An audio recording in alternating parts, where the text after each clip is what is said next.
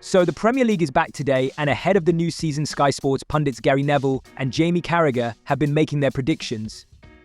Mikel Arteta's Arsenal pushed Manchester City close for the title in the last two campaigns, and Neville thinks this year they'll finally go one better. I think Arsenal, I went to Arsenal last year. I think that they're on that sort of, if you like, upward trajectory, and I think they're getting better every single year.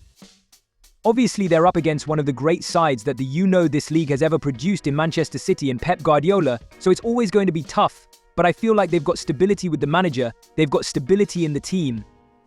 They're getting better, so I'm going to say again, you can't write off Manchester City, of course you can't, but I'm going to say Arsenal again for this season, just because I feel like they're getting they were so close last year, I feel like they might be able to go that extra step this time.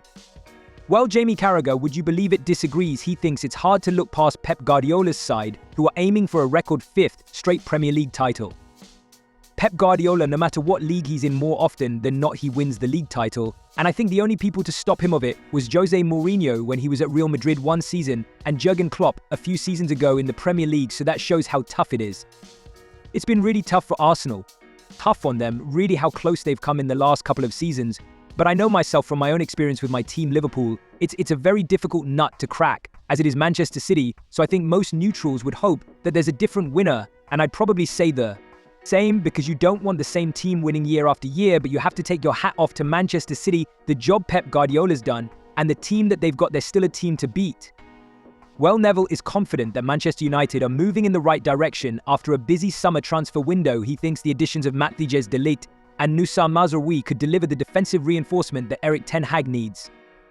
No doubt if he has a really poor start and the results are the same as last year, then he'll come under massive pressure very quickly, but I'm actually quietly optimistic about Manchester United. I just think that the signings that they're bringing in are of a different profile than they have in the past, and they won't make the group of people now are at the club from order down to sporting director.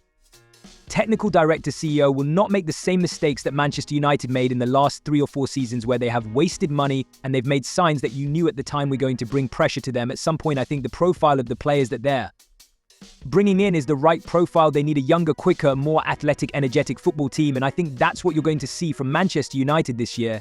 There's still an imbalance in some parts of the team that need to get better. Worries about obviously Luke Shaw, who's now injured at left back and who's going to play there, potentially up front if Højlund does continue. If with his injury, obviously United are short up there, but just generally, I think that they're in a better situation than they were last year. Yeah, not long to go now. The Premier League season begins today night. Live on Sky Sports as Manchester United host Fulham in the Friday night football. At the moment, with Rasmus Højlund's injury, United must play in 4-2-2-2-1. They played with this system against City twice. This makes them stronger. It gives more protection to Casemiro. Who knows if this is a long-term solution?